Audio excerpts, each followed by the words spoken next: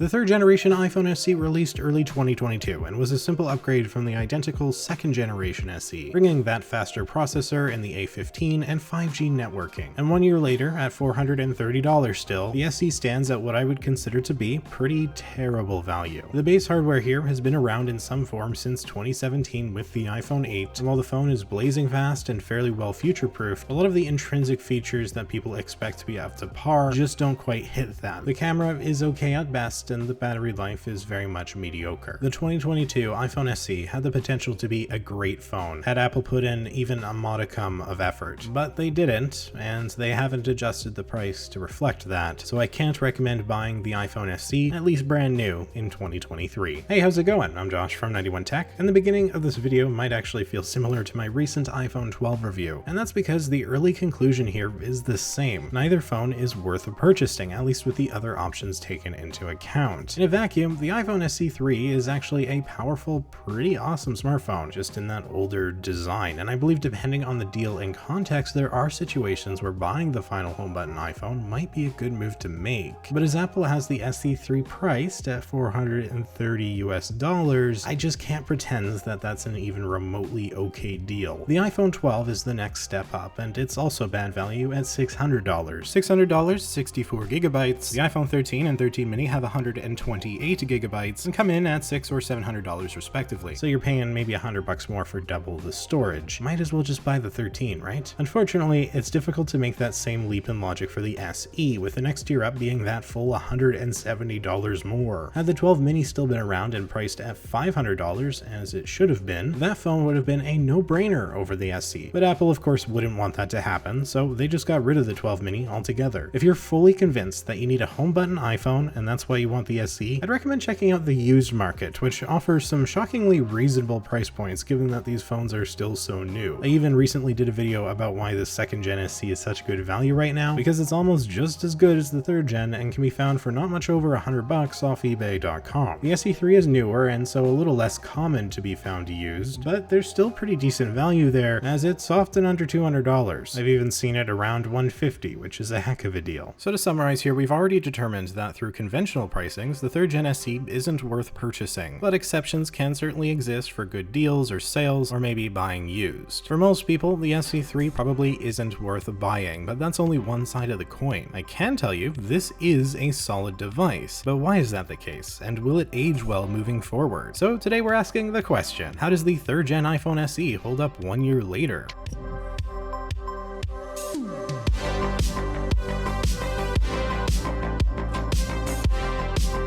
Coming into this, you may or may not have heard rumors regarding a new generation of iPhone SE coming soon, and is that the case? Well, probably not, at least not within 2023. Rumors were saying that there was going to be one in 2024, but that it was cancelled by Apple. And the SE4 wouldn't be exactly like the SE3 is today. It would probably look more similar to an iPhone XR or 11 with the older LCD technology, but with a notch and the home button gone. Even if it does come out a year from now, that's a year from now, this is now. Don't wait around for no reason if you don't have to. Like the iPhone 12, the SE is a good phone at a bad price, though it is certainly a very different type of smartphone and good in its own way. It's the final home button iPhone ever to be made, as Apple has pushed their designs to the edge, literally speaking. The SE from the front looks no different from the 2014 iPhone 6, though notably there is no Plus variant, making the iPhone 8 Plus from 2017 the final large home button iPhone. The iPhone 8 would be replicated and slightly improved in 2020 with the SE2, and then again in 2022 with the SE3, though the list of improvements is bare even with 2 updated versions of this design. The body, hardware, battery, display, it's for the most part all the same here, which isn't necessarily a bad thing, but more improvements should have been made. The battery life in all of these phones is pretty mediocre. It is better in the SE3, but it's still not very good. The camera has been improved, but purely thanks to software magic and the technical advancements of the newer CPU chipsets. This has caused the SE to now take better photos than the iPhone 8 did, with better HDR and an overall cleaner image. Problem is, take it into a low light situation, and all those apparent upgrades seemingly disappear or at least make very little impact. Not only is there no night mode here, which has been in every other iPhone since the iPhone 11 in 2019, but the actual camera sensor itself truly is unchanged from the one that was in the iPhone 8 all the way back in 2017. Physically the same camera, and this massively limits how much better the second gen and third gen SE could actually be, hence the better but not actually that much better results. Mind you, the SE3 doesn't have a bad camera, and we'll be looking at it more in depth in a bit, though any photo in low light tends to be pretty darn rough. If pictures are really important to you, I strongly recommend looking at the iPhone 13, which I really do anyways, or you could even go all the way to something like the 14 Pro with its awesome 3 camera lenses. In the description, I'll have linked my 2 iPhone buying guides for both buying new or used. As said, I rarely recommend buying the SE3 new. However, it is the lowest tier iPhone, and it's priced by a good margin the lowest. As such, it'll see the most attention when it comes to sales and discounts. And so if you really like the SE, you want that old design, the home button, and you find a deal that works for you, by all means go for it. This is still a very impressive device. Now, if it's only a small phone that you want, the SE might be tempting, given that it's the same size as the iPhone 6, 7, 8, and so on. The display here is 4.7 inches with the standard Retina resolution and pixel density. The screen looks sharp, colors look good, and it presents a pretty neutral but accurate experience. It's significantly worse in quality than the more expensive iPhones, however, as it is LCD rather than OLED, the difference being with OLED, individual pixels can be turned off or on, aiding in a more vibrant image with true blacks. For example, turning on the iPhone 13 beside the iPhone SE, you can see only the Apple logos on the 13 versus the entire screen lighting up on the SE. So that's just a small example, and for the vast majority of people, the SE screen will be perfectly fine and more than enough to accomplish whatever you want, though some might find it too small. If you do want that small size, I highly urge you to reconsider and instead look at the iPhone 13 mini, a phone with better battery life, an even smaller form factor yet still larger display thanks to it going edge to edge and removing the home button. Even the 12 mini would be a good choice, though Apple doesn't sell it, so you'll probably be looking at the used market. But the 12 or 13 mini gives the way better dual camera setups, much better selfie cameras if that's something you care about, the OLED edge-to-edge displays, the modern design, the MagSafe compatibility, which allows you to magnetically snap things like specific chargers onto the back of your phone. For some reason, this isn't on the iPhone SE, and